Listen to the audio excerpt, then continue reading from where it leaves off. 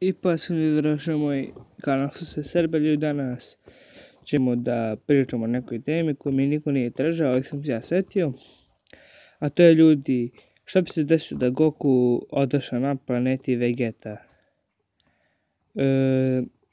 Sad, ovo je moje mišljenje,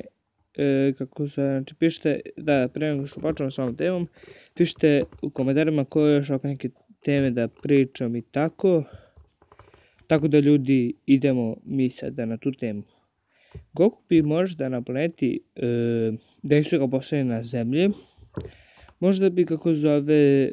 bio bi bez veze, kako zove, Dragon Ball, zato što, ne možemo se radi o jednom liku kao, na primjer, Kakarot, i Goku ne bi se zvao Kakarot, ne bi se zvao Goku nego Kakarot, i možda bi, sarađivao sa Vegetom, Napom i Radicom, onda možda bi radio za Frizu, isto kao njegov otac, možda bi trenirao sa, kako zove, mislim, trenirao bi kad bi bio onaj tinejdžer i to, možda bi trenirao sa svojim ocem, da mu otac, da se bar da mu pokaže nešto, i tako, a na primjer može da mu pokaže možda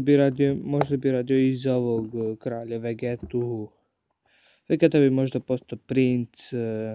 Nappa bi mu bilo desna ruka, Goku bi možda sarađivao sa Turlesom, možda bi radio za Coolera, naprimjer da Frieza ne uništi ovu planetu Saiyanca, ako Goku prepostane jači od njega, onda bi 100% uništio i to bi bio Goku mrtav zauvek, kao njegov otac i kao drugi Saiyanci. Možda bi bio najjači Saiyanac na cijeloj planeti, mislim prvo bi možda bio Bardock, pa onda Goku, ili možda obrnuto, ne znam, ali ja mislim kad bi sarađivao sa Freezom, možda bi bio zajedno sa Dodorom i Zarbonom, možda bi bio Freezina desna ruka, i ako zovem, bio bi jak, znači Prag bi bio i svi, znači plus Cooler, mislim Cooler ne, ali plus Freeze,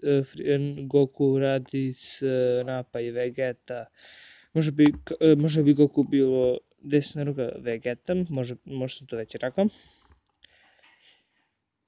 I tako ne bi naučio Kamehameha, ne bi imao Kaioken, možda bi postao Super Saiyan posle nekoliko godina i tako, ali ne znam. Pišite ljudi u komentarima šta vi mislite, šta bi se desilo kad bi Goku bio da je odrastao na planeti Vegeta. Pišite u komentarima. I mi se sljedećeg klubu, hvala vam 40 suba, idemo do 60 ili 50 i mi se sljedećeg klubu uvek pozdrav i čao ljudi.